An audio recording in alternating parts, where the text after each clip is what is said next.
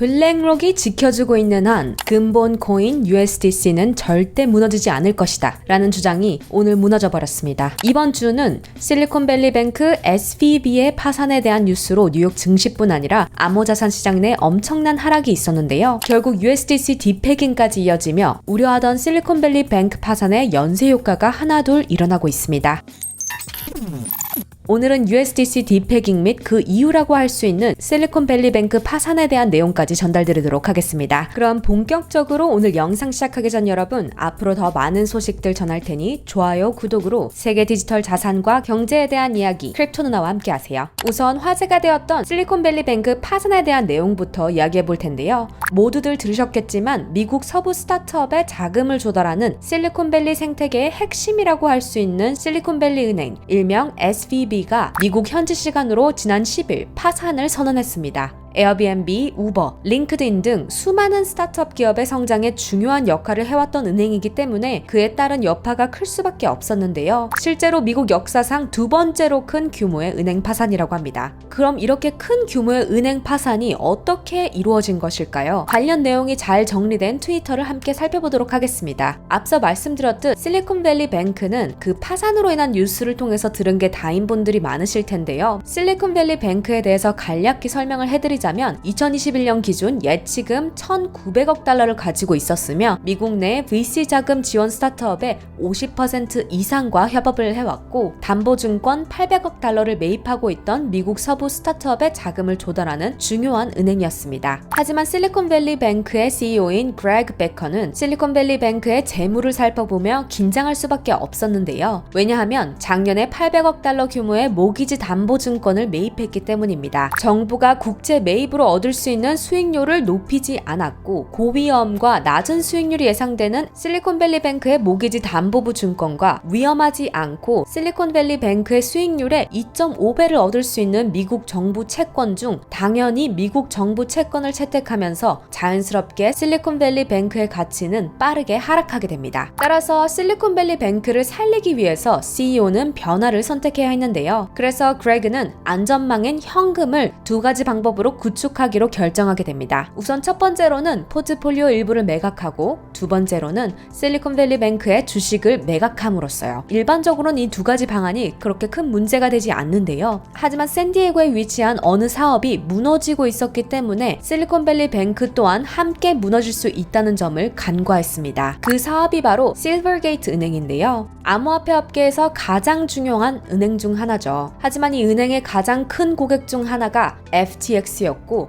그 FTX가 지난해 몰락했습니다. 그 FTX의 몰락으로 인해 고객들은 1월에 실버게이트에서 80억 달러를 인출했습니다. 그리고 지난 3월 8일 결국 실버게이트는 문을 닫게 되었죠. 그리고 같은 날 실리콘밸리뱅크는 시큐리티넷 안전망을 발표하게 됩니다. 실리콘밸리뱅크의 CEO인 그렉은 자랑스럽게 발표를 했는데요. 그 발표에 따르면 우리는 사업에 현금을 투입했습니다. 실리콘밸리뱅크의 지분을 매각해 현금을 조달했고 약 210억 달러의 자산을 매각했다고 전달했습니다. 또한 그 홍보 책임자가 보도자료를 게시하고 그에 따른 질문에 대비하고 있었죠. 하지만 고객이 이렇게 반응할 줄은 꿈에도 몰랐는데요. 이 소식을 듣자마자 스타트업들은 패닉 상태에 빠지게 됩니다. 현금을 안전하게 보관해야 할 은행이 세이프티넷이 필요하다고 경고한 것과 마찬가지니까요. 결국 FTX는 파산된 상태고 최대 10만 명의 기술직 인력들이 해고되었으며 경기 침체의 공포가 도사리고 있던 중이었죠. 게다가 실버게이트의 파산까지 접하게 되면서 고객들은 실리콘밸리 뱅크 내 자금을 빼내게 됩니다.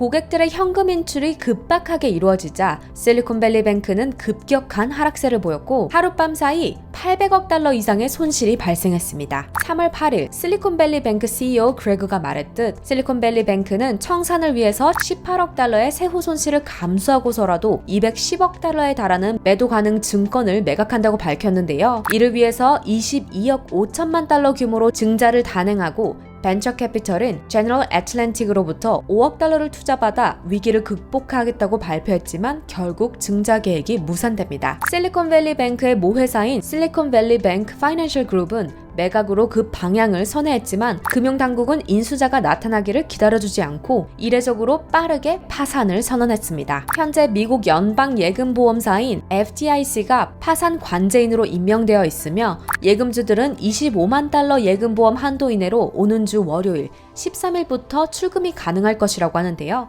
실리콘밸리뱅크는 벤처 지원 기업의 주요 은행으로 이번 사태까지 이르게 된 이유 중 하나로 고객의 현금 소진을 꼽았고, 금리 상승, 경기 침체에 대한 우려, 기업 공개 시장의 침체로 인해 초기 단계 기업이 더 많은 현금을 조달하기가 어려워졌던 것으로 보입니다. 따라서 이로 인해 기업들은 실리콘밸리뱅크와 같은 은행에 예치한 예금을 상당량 줄인 것으로 보이는데요. 월스트리트 분석가들은 목요일과 금요일에 실리콘밸리뱅크의 문제가 은행 시스템 전체에 널리 퍼질 것 같지는 않다고 했고, 모건 스탠리는 고객들에게 보낸 메모에서 실리콘밸리뱅크의 문제는 매우 특이한 문제라고 말하기도 했죠. 하지만 이 실리콘밸리뱅크 파산 이후 연쇄 파산 혹은 그 여파가 이어질 수도 있다는 불안감에 휩싸였는데요. 아니나 다를까 미국 달러와 패깅된 스테이블 코인인 USDC가 디패깅되며 테라루나 사태의 악몽이 반복되는 것이 아닌가 우려되는 상황입니다.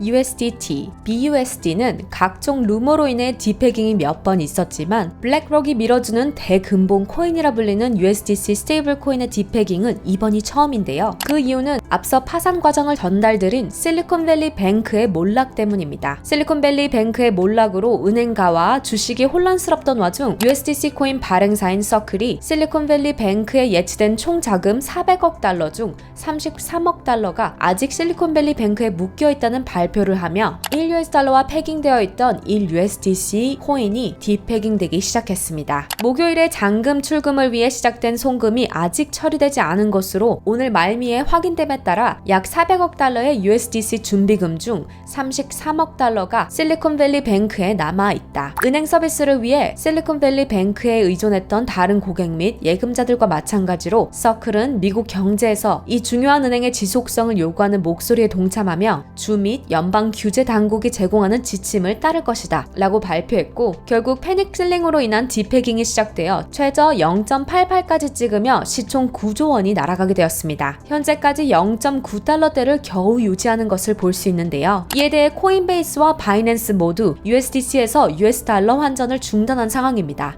앞서 말씀드린 것과 같이 오는 월요일이 되어서야 실리콘밸리 뱅크 내 자금 출금이 가능한 상황이기 때문에 어떻게 될지는 지켜볼 수밖에 없는 상황이 되었는데요. 2022년 5월 테라루나 디패깅, 각종 퍼드로 인한 BUSD와 USDT 디패깅, 디파이 코인인 다이는 믿을 수 있을까 싶지만 결국 USDC를 담보하고 있기 때문에 궁극적으로 믿을 수 있는 스테이블 코인은 유일하게 USDC라고 할 수 있었는데요. 그렇게 근본 코인이라 불리며 암호화 자산 내 스테이블 코인으로서 아주 큰 역할을 해왔던 만큼 USDC의 디패깅은 많은 투자자들에게 충격을 안겨주었습니다. 그럼 USDC도 결국 테라루나처럼 풍비박산이 날 것인가에 대한 의문이 들 수밖에 없는 상황인데요. 제 개인적인 의견으로는 USDC는 퍼블릭 블록체인 내 전통적인 미국 금융기관들에 의해서 베킹되고 있기 때문에 테라나 루나와 같은 실패가 되지는 않을 것이라는 입장입니다. USDC의 실패는 곧 미국 금융기관들의 실패이기 때문에 절대적으로 지켜야 하는 프로젝트이기도 하기 때문인데요. 물론 100% 장담은 할 수 없기 때문에